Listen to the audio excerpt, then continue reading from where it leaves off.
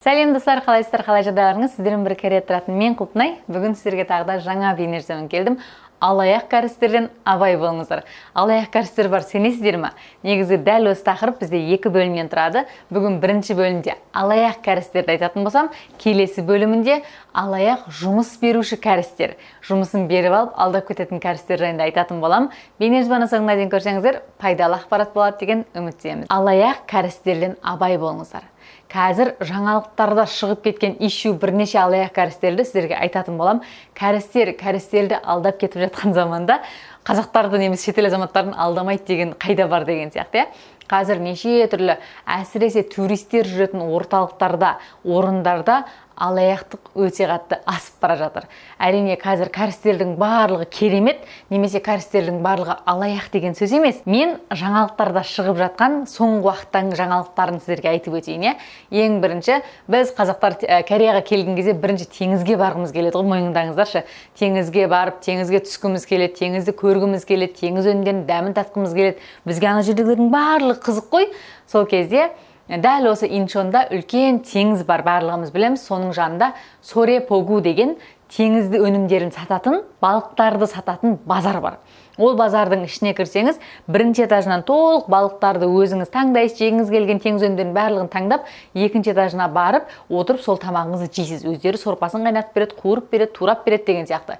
Дәл осы жерде неше түрлі алаяқтық орын алады. Жаңалықтарды көріп көзіміз шок болып отырады. Одан бөлек өзіміз де дәл сол нәрсеге өзіміз де тап болғанбыз. Қайнатамыз, қайненеміз, барлығымыз отбасы болып сол Инчонға теңізге бармаймыз ба? Барғаннан кейін ана балықты, мына балықты жейміз деп тапсырыс бердік. Тапсырыс берген алдық, олар тапсырыстан алды, ақшаларын алып алды. Жоғарыға шықтық, жоғарыға шыққаннан кейін отырдық. Біз тапсырыс берген балықтың аяқтары жоқ, басқалары жоқ. Мыналар қайда десек, ол балық болмады, сосын сіздерге басқа балық турап бердік. Уже турап қойған кейін амал жоқ, аласын. Шығар кезде анаған қосымша алды, мынаған қосымша алды. Біз ойлағаннан 2 есе ақша көп кетіп қалды. Сонымен қайнатамыз, екінші келмейін бұл базарға, сендер де келмеңдер деп бізге. Одан да есіктің алдындағы балық сататын жерге барсаңдар, әрі таза, әрі алдамайды деп сөйтіп сондай болған. Неге олай деп жатырмыз? Себебі дәл осы базарда алаяқ сатушы кәрістер өте көп. Кәрістердің өздерін алдайды, шетел азаматтарын вообще алдайды деп түсінсеңіздер болады. Немен алдайды? Ең бірінші таразымен алдайды. Яғни балықтарды килограмдап, килограмына ақша алады. Қандай теңіз өнімдері болсын килограмдап сатады. Сол кезде сумен бірге сала салады, яғни су таразыны жеп тұрады. Сонымен қымбатқа шығады. Екінші, таразының астынан бір нәрсе тартып қояды. Сіздің көзіңізше тірі жыбырлап тұрған балықтарды, теңіз өнімдерін көрсетеді. Сіз жоғарыға шығып кеткен кезде, керісінше өліп қалған, өлейін деп тұрған, уже кешегі арғынғы сұрап өткен балықтар турап бере салады. Өйткені біздің көзіміз көріп жатқан жоқ қой. Оны кәрістер, ютубер кәрістер бар ғой, салып, видеоға салып шығарған, ол жаңалықтарға шығып кетіп, кәдімгідей шум болып, ана жердегі сатушылар тізерлеп отырып, кешірім сұрап бір-бірімен, екінші ондай жасамаймыз деп. Ой, сұрай береді кешірім. Былтыр да сондай болған, биыл да сондай болған. Сонда да адамдар барады, неге екен, бірақ шетел азаматтары өте көп барады. Кәрістерді осылай алдап жатқан алаяқ кәрістер шетел азаматтарын алдамайды деу мүмкін емес. Шетел азаматтарын одан 2 есе алдап жатқан шығар. Алданып қалмай барынша бағасын сұрап, тураған сәттен бастап өзіңізге әкеп бергенге дейін басында тұрмасаңыз, любой нәрсені алдап кете салады, ойнап кете салады. Сондықтан абай болу керек. Және айтқан кезде бір бағаны айтады, шыққаннан кейін дәл осы балық сататын базарда шыққан кезде отыратын дастарханыңызға бөлек ақша алады адам басына, балықтың сорпасына қосымша тағы бөлек ақша алады. Ана сіз туратқан балыққа тағы бөлек ақша шығар кезде мүлде басқа ақша төлеп шығасыз. Сондықтан бағасын дұрыс көріп, алдын ала сұрап көріп барып кірмесеңіз, қалтаңыздағы ақшаның барлығынан айырылып шығуыңыз әбден мүмкін. Біздің елден де Кореяға қыдырып келіп жатқан адамдар өте көп екен. Және қарасам көбісіне барлығы теңізге барып қыдырады, теңіз өнімдерін жейді екен. Сол кезде алданып қалмасыншы деген мақсатта осы бір бейнежазбаны түсіргім келді негізі бүгін. Екінші алаяқ кәрістер қайда? Тағы да саудагер кәрістер. Өзімізде Қазақстаннан келген емделушілері болсын, қыдырып келген жандары болсын, барлығын Кореядағы ең үлкен кәрістердің өздері жүретін қарапайым базарға апарғымыз келеді. Базардың ішінде де ең атақты базар бар, Сеулдегі бұрыннан ашылған Кванжаң Шижаң деген базар бар. Осы базар соңғы уақытта жаңалықтан түспей жатқан базардың бірі. Мен өзім алданғам сол базарға. Көзімді бақырайтып қойып, мынандай домалақ көзімді бақырайтып қойып, мен алдаған. Мен просто бардым, токбоки жегім келді. Сөйтіп отырмай тұрып, әлмен отырған жоқ ана столға, далада токбоки сатады. Токбоки қаншадан деп сұрағаным сол еді. Ана апаның қолының жылдамдығын айта алмаймын. Тарелканы алды да токбокиді салды да қасында майлары барған, майға тигім деген қуырып сататындар. солардың барлығын кесіп тарелкамен қолыма берді. Мұнанша деп айта салды да. Мен әлі тапсырыс берген жоқ, мен жемеуім де мүмкін. Просто бағасын сұрауым мүмкін да. Бірақ ана апаның жылдамдығынан амал жоқ отырып бергенін жеп, айтқан ақшасын төлеп шықтым да, екінші мына жерден тоқпақай жемеймін деп өз-өзіме уәде беріп қайттым. Соншалықты апалар қазір өте қатты солай алдайды. Маған ет бар, манты етпен беріңіз деп тапсырыс берген, 5000 сом болған екен бір порциясы. Жарайды деп айтады апайым. Сөйтеді де етпен кимчи араластырып қосып береді де, айтқан бағасынан 3 есе бағаны қосып алады, 2 есе 3 есе бағаны қосып алады. Сөйтіп мен мынаны араласқанға заказ миксқа емес, мен тек қана етке заказ бердім. Жоқ, бізде микс шығады деп айтып, микс даже менюда да жоқ дейді. Сөйтіп 2 есе бағасымен алдап алған ютубер түсіріп, жаңалыққа жаңағыдай бер жүрген ғой.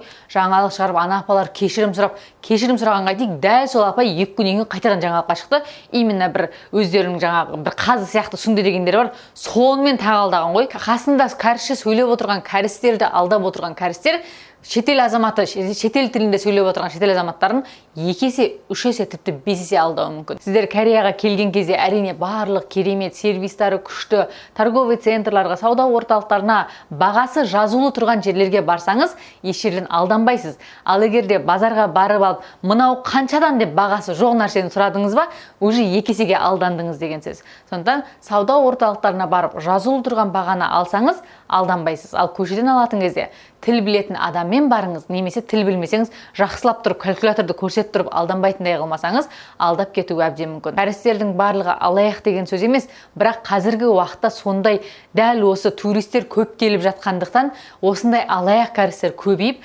қайта жаңалықтарға шығып жатыр. Сол үшін менде соңғы уақытта Қазақстаннан бізді осы Кореяға қыдырып келіп жатқан жандар өте көп екен. Сол үшін осы бейнежазбаны түсірсем ба деген менде бір ой келді. Абай болу керек кәрістер кімдер? Әрине таксистер. Таксистер қаланың ішінде жүрген кезде алдамау әбден мүмкін, бірақ қала мен қала сыртына мінген кезде счетчик айналып, бағадан алдай алмайды олар. Просто айналдырып, жолды айналдырып қосымша ақша алуы мүмкін да. Сондықтан таксиге мінген кезде картаңызды қосып отыруды ұмытпаңыз. Үлкен апалардан, көшеде әжелерден абай болу керек.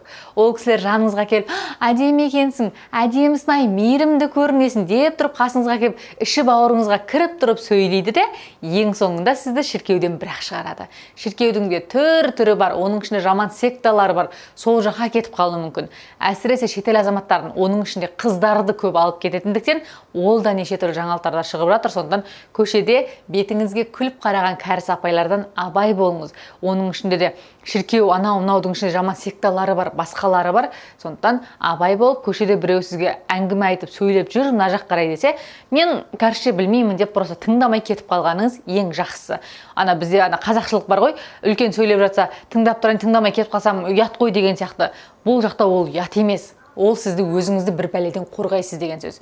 Сондықтан кәрістер, қасыңызға келіп танымайтын кәрістер сізге мейірімді болып жылы сөйлеп жатса, аулақ жүруге тырысыңыз. Тегін берген заттардан абайлаңыз. Әсіресе көшеде. Оны мен алаяқтар деп айтпас едім. Тегін берген заттар бөлінеді. Әрине жарнамалық мақсатта тегін беріліп жатқан нәрселер бар.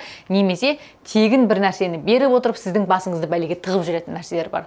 Ол нәрсені жақсылап анықтап қарау керек болады. Жарнамалық нәрселер бар. Мысалға, көшеде қазір күннің ыстығында су қойып қойған, желдеткіштер қойып қойған бір фитнес-центрлар, немесе тағы бір банктер деген сияқты. Оларды алуға болады. Оған ешкім сіздің артыңыздан қалып бәле болмайды.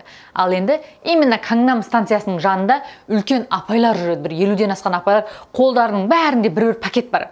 Сол пакеттің ішінде ең керегін салып қояды. Влажный салфетка, желдеткіш сияқты не керек соларды салып қояды. Өтіп жатқан адамдардың барлығын ұсынады. Егер де сіз ана нәрсеге қызығып қолыңызды соза қалсаңыз, сізді жүр мынаның ішінде берем деп бір ғимаратқа алып барады, сол жерде сіздің басыңызды әртүрлі бәлеге тығып жібереді. Мынаны аласың, қол қоясың деп көшеде еш нәрсеге қол қоймаңыздар айтпақшы. Бұл жақта мынаған қол қоя сал деген нәрселер көбейіп кеткен. Сауда орталықтарының ішіне кірген кезде біз өзімізде тегін нәрселер көп жейміз. Мынаны жеп көр деп сауда орталықтарының ішінде көп береді. Барлығын жеп көреміз әрине. Жеп көргеннен кейін рахмет деп кетіп қалайын десең, ыңғайсыз. Бірден сол товарды сізге ұсынады. Мынаны ал, бағасы мынанша, бүгін мынандай скидка болып жатыр. Алмай кетейін десең, тағы бір түрлі. Алайын десең, керек емес. Сондықтан тегін заттардан бәрібір тегіннен абай болыңыз дегім келеді. Тегіннің жақсысы да бар, жаманы да бар. Бұл бейнежазбада кәрістердің барлығы алаяқ, ойбай, Кореяға келгенде кәрістермен араласпаңыздар демеймін. Жай ғана абай болыңыздар. Шет елге келіп бастарыңыз бәлеге қалып қалмас үшін кәрістердің барлығы керемет, алтындай бір мейірімді, бұлардан асқан адам жоқ деген сөз емес. Кәрістердің ішінде де жақсысы да бар, жаманы да бар. Сондықтан өзіңіздің жаныңыздағы адамдардың жақсысын таңдай біліңіз, барған жеріңізде қыдырып, барған жеріңізде алданып қалмауға тырысыңыз. Адал термен тапқан, еңбекпен тапқан ақшаңызды болмайтын нәрсеге құртып алмаңыз дегім келеді. Кореяға келген жандар аман есен қыдырып, алданбай, қалағандарыңызша демалып, армандарыңыз орындалсын дегім келеді. Жазғы демалыстарыңыз керемет өтсін. Барлықтарыңызды жақсы көрем, сау болыңыздар.